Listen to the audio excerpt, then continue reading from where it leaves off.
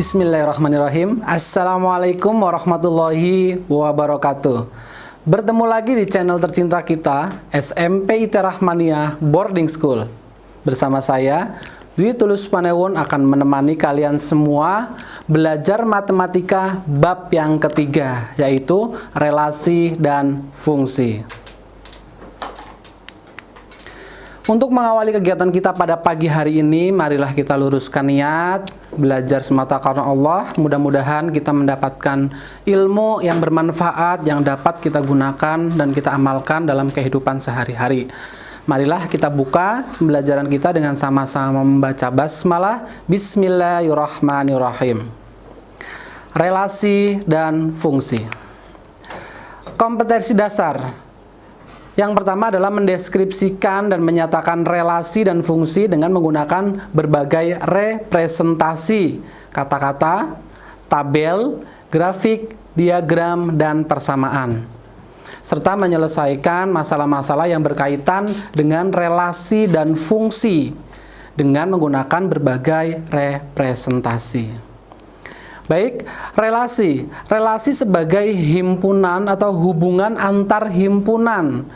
Perhatikan gambar berikut. Yang pertama adalah keluarga satu yang terdiri dari Aziz dan Sri. Keluarga yang kedua terdiri dari Fajri, kemudian Sami dan Tati. Kemudian keluarga yang tiga ada Danto, Yasir, Tuti, dan Popi.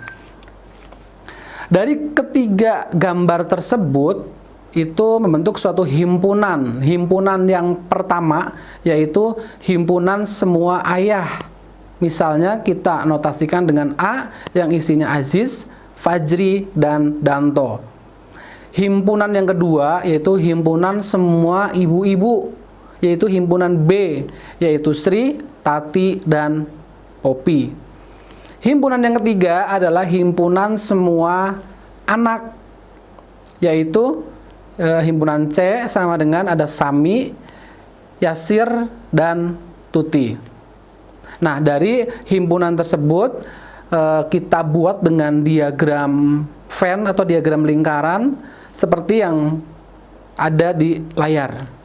Ya, bahwa Fajri ditarik garis ke Syami, kemudian Danto ditarik ke Yasir, dan ditarik garis ke Tuti. Nah, relasi yang tepat dari dua himpunan ini adalah ayah dengan anaknya. Oke? Oke, kita lanjut ke pengertian relasi. Relasi, misalkan himpunan A dan B adalah dua buah himpunan tak kosong. Relasi atau R dari himpunan A ke B adalah himpunan tak kosong. Maka R elemen A dikali B.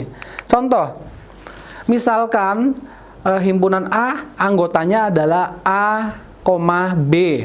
Dan himpunan B anggotanya 1, 2, dan 3. Kita mengetahui bahwa A kali B memiliki 6 anggota.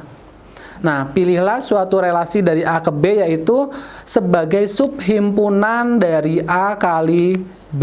Nah, maka A kali B anggotanya itu A,1, A,2, B,1, B,2, dan B,3. Saya ulangi, A kali B sama dengan A,1, A,2, A,3, kemudian B,1, B,2, dan B,3. Maka dipilih R sama dengan A,1. Di mana R anggota A kali B dan R merupakan himpunan tak kosong. Lanjut, yaitu menyatakan relasi. Untuk memudahkan cara membacanya, relasi dua buah himpunan yang ditentukan itu dapat dinyatakan dengan cara-cara berikut. Ya, artinya menyatakan sebuah himpunan itu ada 3 cara. Cara yang pertama adalah diagram panah, yang kedua adalah diagram kartesius, dan yang ketiga adalah himpunan pasangan berurutan. Yang pertama, diagram panah. Misalkan antara himpunan anak A yaitu Aldi, Syifa, Nadia, dan Dani, dan himpunan B yang isinya permainan yaitu voli, bola basket, dan tenis. Terdapat relasi seperti gambar berikut. Nah, dari gambar tersebut, relasi yang tepat dari himpunan A ke himpunan B adalah gemar bermain. Ya, jadi hubungannya antara himpunan yang pertama dan himpunan yang kedua atau himpunan A ke himpunan B, hubungannya adalah gemar bermain. Lanjut, menyatakan relasi menggunakan diagram Kartesius. Ya, tadi pada diagram Kartesius relasi antara himpunan A dan B dapat dinyatakan dengan cara berikut. Nah, tadi kalau diagram panah ada dua buah lingkaran, kemudian tarik panah dari A ke B. Kalau diagram Kartesius sama seperti pertemuan kita sebelumnya, yaitu membuat grafik seperti koordinat Kartesius, seperti pada gambar.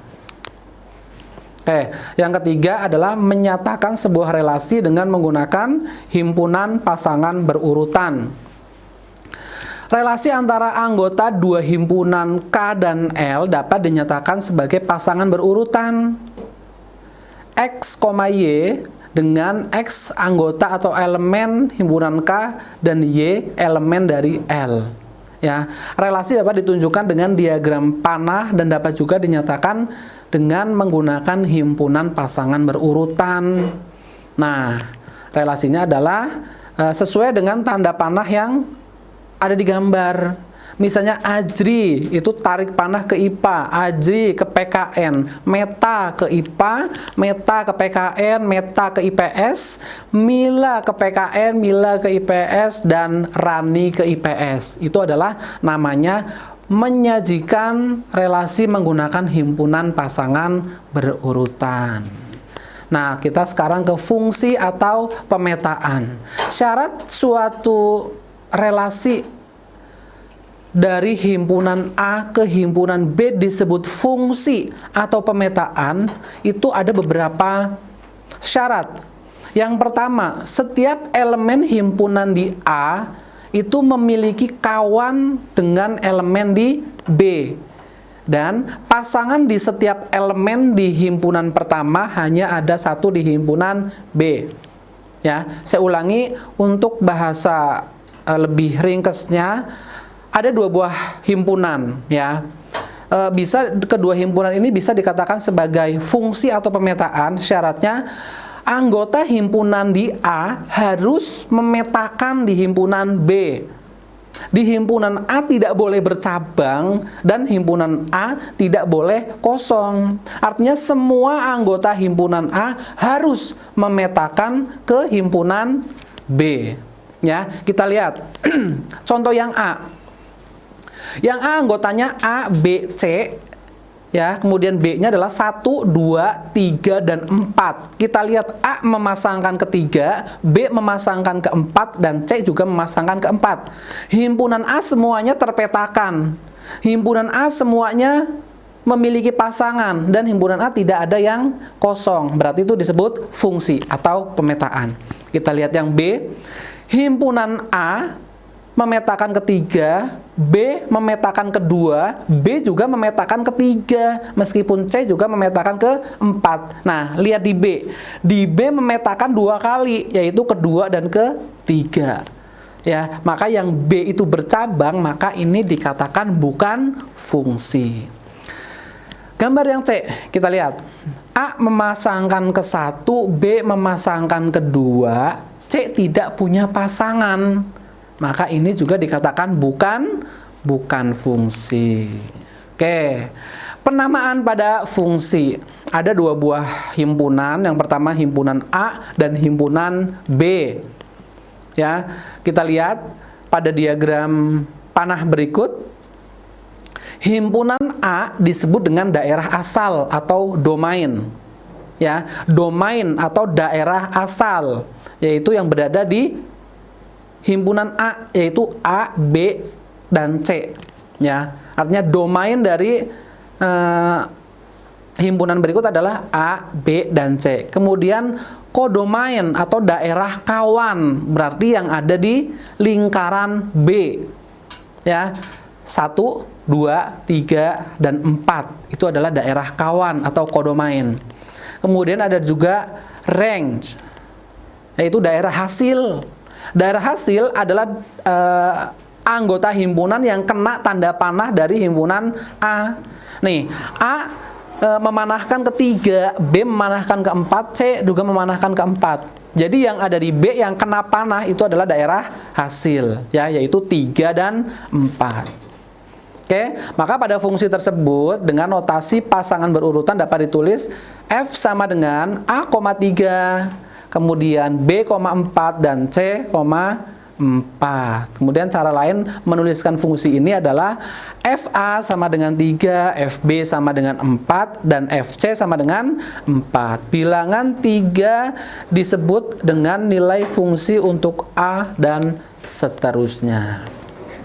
Contoh lagi, diketahui X anggotanya 1, 2, 3, 4, dan 5. Dan fungsi F dengan domain X adalah Fx sama dengan 3X tambah 1. Tentukan peta dari 1 dan 2, kemudian tentukan daerah hasilnya, gambar dengan menggunakan koordinat kartesius. Perhatikan, Fx sama dengan 3X plus 1. Nah, misal tadi nilai permintaan yang pertama adalah tentukan peta 1 dan 2. Maka akan memasukkan nilai X diganti dengan angka 1. Maka menjadi Fx sama dengan 3 kali 1 ditambah 1 sama dengan 4. Gampang bukan? Itu adalah substitusi tadi peta dari 1. Kemudian peta dari 2, maka nilai F2 sama dengan 3 dikali 2 ditambah 1 sama dengan 7. Itu substitusi dari apa? Dari 2. Nah, untuk mencari daerah hasil, buat tabel seperti berikut. X-nya 1, 2, 3, 4, 5, dan itu akan memasukkan nilai 1, nilai 2, nilai 3, nilai 4, nilai 5. Sama seperti tadi memasukkan Fx sama dengan 3X plus 1, tinggal X-nya diganti angka 1, ketemunya 4. Diganti 2, ketemunya 7. Diganti 3, ketemunya 10. Diganti 4, ketemunya 13. Dan diganti 5, ketemunya 16. Maka daerah hasil fungsi F adalah 4, 7, 10, 13, dan 16. Wah, lumayan kita ya. Tetap semangat anak-anakku semuanya di rumah. Nah, ini yang ketiga adalah tadi gambarlah koordinat kartesius berdasarkan fungsi tersebut. Nah, ini adalah gambarnya. Berarti 1,4, 2,7, 3, 10, 4,13, dan 5,16. Ini adalah bentuk dari koordinat kartesius dari fungsi tersebut. Baik, ini contoh terakhir. Suatu fungsi fx sama dengan 3x tambah 1. Tentukan f buka kurung 2. Pertama, tulis rumus fungsinya, yaitu fx sama dengan 3x tambah 1. Ini kalau di soal-soal lain bisa berubah ya, bisa 3x tambah 1, bisa 2x tambah 2, atau 7x kurang 1, atau 5x kuadrat. Tergantung dari soal yang diketahui. Nah, kebetulan di soal nomor ini diketahui fx sama dengan 3x ditambah 1. Tentukan f2. Nah, fx sama dengan 3x tambah 1. Nah, kita X-nya diganti angka 2 karena yang ditanyakan adalah tentukan nilai F2. Maka 3 kali 2 ditambah 1. F2 sama dengan 6 tambah 1 sama dengan 7. Baik, selesai sudah pembelajaran kita pada hari ini. Jangan lupa kalian di rumah tetap mengulang, tetap belajar lebih giat lagi, mengulang-ulang video pembelajaran yang sudah kalian simak hari ini. Tetap semangat untuk menutup kegiatan kita pada pagi hari ini. Marilah kita tutup dengan sama-sama membaca hamdalah alhamdulillahirabbil alamin. Semoga apa yang kita pelajari bermanfaat untuk kita semua.